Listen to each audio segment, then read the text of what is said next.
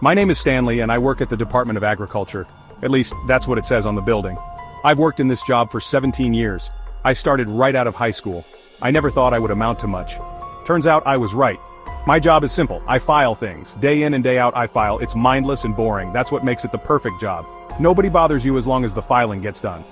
Today started like any other day. I clocked in, grabbed a cup of coffee and headed to my desk. The pile of filing was particularly daunting this morning. It seemed like the higher-ups were making more work than usual.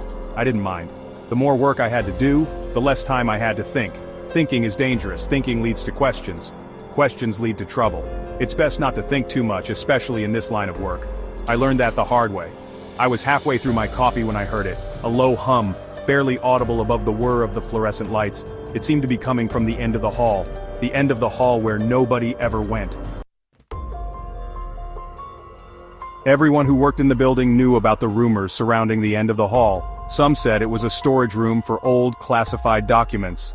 Others said it was a secret government laboratory. A few even whispered about it being a portal to another dimension. But the most persistent rumor, the one that sent chills down my spine every time I heard it, was the legend of the 4-hour tape. They said it was a VHS tape, locked away in a vault at the end of the hall. It was said to contain footage so horrific, so world-shattering that anyone who watched it was never the same. Some said the tape showed the true nature of reality. Others said it contained evidence of alien life. Most people dismissed the rumors as nothing more than urban legends, stories cooked up to scare new employees. But I always felt a shiver of unease whenever I heard someone mention the tape. There was something about the way people talked about it, a hushed reverence in their voices that made my skin crawl. I tried to ignore the humming and focus on my work, but the sound persisted, growing louder with every passing moment. Curiosity, that most insidious of vices, began to gnaw at the edges of my mind. I told myself it was probably just the building's aging air conditioning system, but a part of me, a small insistent voice deep down, knew better. The humming was coming from the end of the hall, and it was getting louder. Just as the sound became unbearable, a man in a black suit appeared at my desk. He was tall and imposing, with a stern face and cold, calculating eyes. He didn't introduce himself. He didn't need to. I knew who he was. He was one of the ones who knew the truth. "Stanley," he said, his voice a low growl. "There's been a mistake. We need you to deliver this file to room 113 immediately." He handed me a thin manila folder, the words "Top Secret" stamped across it in bold red letters. My heart skipped a beat. Room 113 was at the end of the hall where nobody ever went. My hand trembled as I took the file. I wanted to refuse, to tell the man there had been some kind of mistake, but I knew better than to question them. They were always watching, always listening. I stood there for a moment, frozen in place by a mixture of fear and morbid curiosity. The humming grew louder, pulsating through the air like a heartbeat. I took a deep breath and started down the hallway.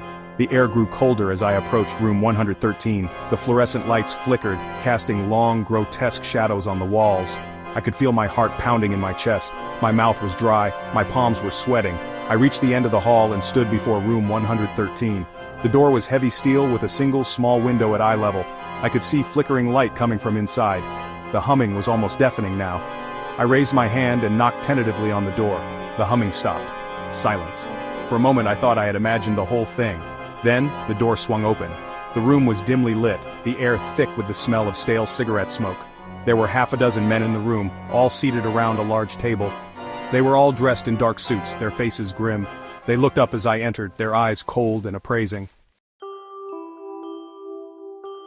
I stood there awkwardly for a moment, clutching the file to my chest. Nobody spoke. The silence was deafening. Finally, one of the men gestured to a chair at the end of the table. "Sit," he said. His voice was deep and gravelly, like stones grinding together. I sat. The man at the head of the table cleared his throat. He was older than the others, with a shock of white hair and piercing blue eyes. He looked familiar, but I couldn't quite place him. "Now that we're all here," he said, "let's begin, shall we?"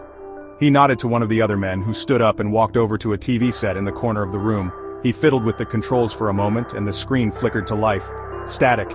Then, an image began to form. It was a grainy image, black and white, and it seemed to be shot from a handheld camera. The camera panned across a barren landscape, the ground littered with strange, angular structures. In the distance I could see a group of figures moving towards the camera. As they got closer, I could see that they weren't human. They were tall and skeletal, with long, spindly limbs and bulbous, hairless heads.